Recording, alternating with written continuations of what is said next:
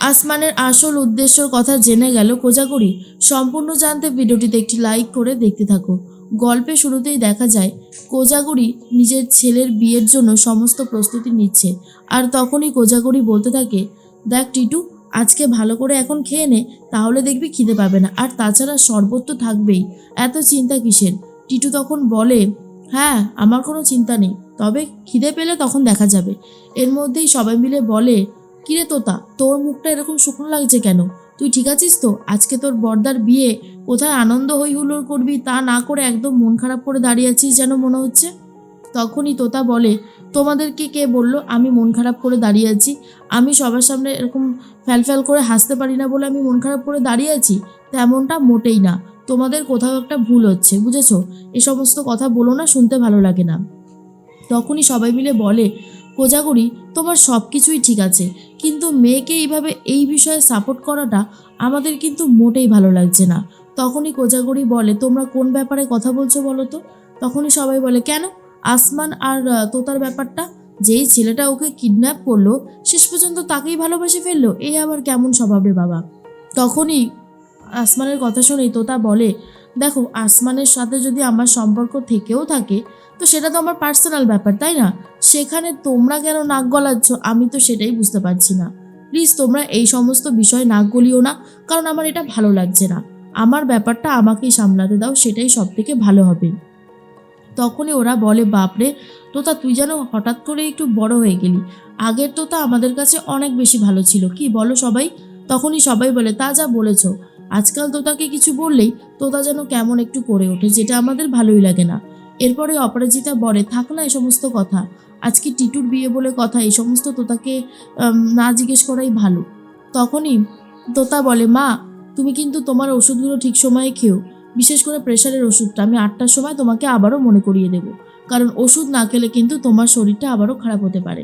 এরপরেই টিটু বলে, মায়ের তো শরীর ঠিক থাকবে, আমরা আছি, কিন্তু তোর জীবনটাকে তোকেই কিন্তু ঠিক করতে হবে তোতা, সে বিষয়টা একটু খেয়াল রাখিস। তোতা বলে, আমি আমার বিষয়ে যথেষ্ট খেয়াল রেখেছি রে দাদাভাই। দেখ, তোর জীবন নিয়ে তো আমি কখনো কথা বলিনি, আমি চাই তুইও আমার জীবন নিয়ে কথা বলিস না, আমার ভালো লাগবে না সেটা।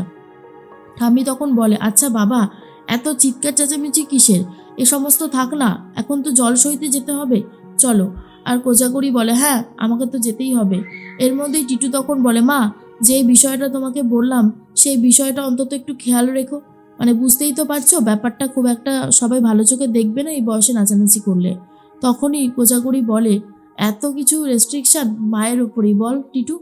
তখনই অনুশ্রী বলে, দেখ টিটু, এই সমস্ত ব্যাপারে তুই আর বেশি মাথা ঘামাস না, আমাদের মেয়েলি ব্যাপার তো, আমরা এটা সামলে নেব, চলো বৌদি আমরা বরং বেরোই। এরপর সবাই মিলে বেরিয়ে যাচ্ছে। আর তখনই তোতার সাথে সেলফি তুলবে বলে এগিয়ে আসে অপরাজিতা আর বলে, কি হলো তোতা, একটু হাসো।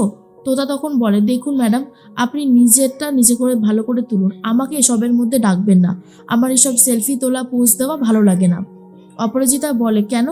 দেখো, আজকে তো বিয়ের দিন, আজকে তো সবাই মিলে আমরা ছবি তুলতে পারি, আনন্দ করতে পারি, হই হুল্লোড় করতেই পারি, তাই না? আজকে কি আর কোনো বাধা আছে?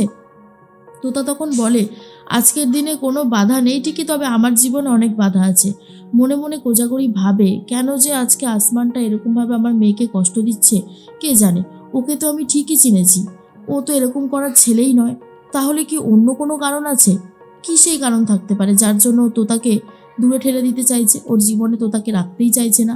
এরপর সবাই বলে, কোজাগরি হয়েছে, চলো এবার আমরা বরং বাড়ির দিকে যাই, তারপর তো টিটুকে স্নান করানো আছে, ওকে স্নান করানোর পরেই তো ও ছোঁয়ানো গায়ে হলুদটা খোকর বাড়িতে যাবে। কোজাগরি তখন বলে, হ্যাঁ চলো এবার আমরা যাই।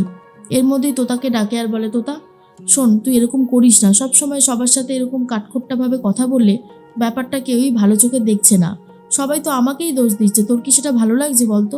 তখনই তোতা বলে, মা, আমার না সত্যি কিচ্ছু বলার নেই, যা পারো করো, তো আমার ভালো লাগছে না। এরপরেই তোতা চলে গেছে দোকানে, আর সেখানে গিয়ে দেখে আসমান সমস্ত কিছু নিজে একা একাই করছে। তোতাকে দেখে আসমান জিজ্ঞেস করে, কি ব্যাপার তুমি এখানে? আজ না তোমার দাদার বিয়ে? তখনই তোতা বলে, হ্যাঁ জানি তো, দাদার বিয়ে তো কি হয়েছে, দাদার বিয়ে সমস্ত রিচুয়াল যা ছিল আপাতত এখন করে এসেছি, আমি ভাবছিলাম তোমাকে একটু সাহায্য করে দেবো। আসমান বলে, আমাকে কোনোভাবেই সাহায্য করতে হবে না, কারণ আমি নিজেরটা নিজে খুব ভালো মতন করে নিতে জানি। তোতা তখন বলে, দেখো, আমি তোমার সাথে আজকে লাস্ট কথা বলতে এলাম, সমস্ত হিসেবগুলো আজকেই মিটিয়ে নেব। তুমি যদি এরকম করতে থাকো তাহলে তো আমি তোমার সাথে কথা বলার সুযোগই পাবো না, তাই না? তাই বলছিলাম যদি একটু দয়া করে আমার সাথে কথা বলতে। আসমান তখন বলে, কি বিষয়ে কথা বলবো বলো? আমি নিশ্চয়ই বলবো তোমার সাথে কথা, কেনই বা বলবো না? তোতা বলে, তুমি যদি এরকম করতে থাকো সবসময় তাহলে আমার খুবই খারাপ লাগবে। তাই বলছিলাম যে এই যে তোমার আর আমার ব্যাপারটা, তোমার এত না কেন? মানে কিসের জন্য তুমি আমাকে দূরে ঠেলে দিতে চাইছো? আসমান বলে, এই ব্যাপারে তো তোমার সাথে কথা আগেই হয়ে গেছে। আমি তো বলেছি আমার একজনকে কথা দেওয়া রয়েছে আর আমি তাকেই বিয়ে করব। তারপরেও তুমি এই কথাগুলো কেন বলছো? তোতা তখন বলে, কে সে? তুমি আমাকে তার সাথে পরিচয় করিয়ে দাও। আসমান বলে, কেন? আমি তোমাকে তার সাথে পরিচয় করাতে যাব কেন? আর যখন বিয়ে হবে তখন তো দেখতেই পারবে, নিশ্চয়ই লুকিয়ে লুকিয়ে বিয়ে করব না, তোমাদেরকে ইনভাইট করবই। তোতা বলে, তুমি মিথ্যে বলছো আসমান, তোমাকে আমি বিশ্বাস করতে পারছি না। আসমান বলে, এখানে মিথ্যে কথা বলার কোনো কারণই নেই, যা বলছি তা সত্যি কথা। তুমি এখন বিশ্বাস করতে না চাইতেই পারো, সেটা তোমার ব্যাপার, কিন্তু যা বলছি তা একদমই সত্যি। বিশ্বাস করো তোতা, আমি অন্য একজনকে ভালোবাসি, আমি তার কাছে প্রতিজ্ঞাবদ্ধ, আমি অন্য কাউকে মন দিতে পারবো না। কথাটা শোনার পরেই তোতা খুব ভেঙে পড়ে। মনে মনে আসমান ভাবে, বিশ্বাস করো তোতা, আমি শুধু এটাই চেয়েছি তুমি ভালো থাকো, তুমি সুখে থাকো। আমার মতন একটা ছেলে তোমাকে কখনোই সুখ দিতে পারবে না যার কাছে কোনো অর্থই নেই। আমি জানি শুধুমাত্র অর্থ ছাড়া সুখী হওয়া যায় না, আবার অর্থও লাগে, অর্থও জীবনে দরকার হয়, কারণ অর্থ ছাড়া কি করে চলবো বলো? আমি তো একটা খারাপ ছেলে বলেই সমাজে পরিচিত, তোমার বাড়ির অনেকেই আমাকে মেনে নিতে পারেনি, আর পারবেও না। আমি চাই না তুমি তাদের কাছে খারাপ হয়ে যাও, তুমি তাদের দেখা একটা ছেলেকে বিয়ে করে জীবনে অনেক সুখী হও, সেটাই চাই। এর মধ্যেই কোজাগুড়ি ভাবে, মেয়েটা তো কখন সেই বেরোলো, এখনো তো আসছে না, কি করছে কে জানে। আজকাল যেভাবে আসমান ওকে সুযোগে কথা শুনিয়ে দিচ্ছে, সত্যি আমার খুবই খারাপ লাগছে। মনে মনে মনে হচ্ছে যে এতটা বাড়াবাড়ি না করলেও হয়তো পারতো আসমান। টিটু তখন বলে, মা এদিকে সমস্ত নিয়মকানুনগুলো হয়ে গেছে তো? তখনই কোজাগুড়ি বলে, এবারে তোর গায়ে হলুদের ব্যবস্থা করব, তারপরে তোর গায়ে হলুদটা খোকর বাড়িতে পাঠাবো।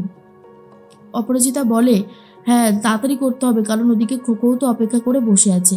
পাড়া প্রতিবেশী বলে, এই মেয়েটা কিন্তু কোজাগুড়ির সংসারে ঢোকার চেষ্টা করছে এই অপরাজিতা। আমার কিন্তু এই মেয়েটাকে মোটেই খুব একটা সুবিধার লাগছে না, কি বলো তোমরা? তখনই সবাই মিলে কোজাগুড়িকে বলে যে, কোজাগুড়ি দি, ব্যাপারটা কিন্তু খুব একটা খারাপ, মানে ভালো চোখে দেখো না, যথেষ্ট খারাপ ব্যাপার আছে এখানে। এই অপরাজিতা তোমার সংসারে কিন্তু ঢোকার চেষ্টা করছে, আমরা কিন্তু বুঝে গেছি। তখনই কোজাগুড়ি বলে, এই সমস্ত কথা আজকে থাক, এই সমস্ত কথা শুনতে একদম ভালো লাগছে না, আগের কাজ আগে করতে হবে। চলো এখন টিটুর গায়ে হলুদের ব্যবস্থা করি, এরপর তো খোকর বাড়িতে পাঠাতে হবে হলুদটা নাকি? খোকোও তো স্নান করে রেডি হবে, সাজতে আবার কতটা সময় লাগবে। তখনই সবাই মিলে টিটুকে নিয়ে যাচ্ছে গায়ে হলুদের জন্য। আর এদিকে তোতা আসমানের সাথে কথা বলেই যাচ্ছে, আর তোতার মন তো ভেঙেই গেছে, কারণ আসমান যেভাবে কথা বলতে থাকে, তোতা আর কোনো আশাই দেখতে পাচ্ছে না যে আসমানকে বিয়ে করে সুখে শান্তিতে সংসার করবে।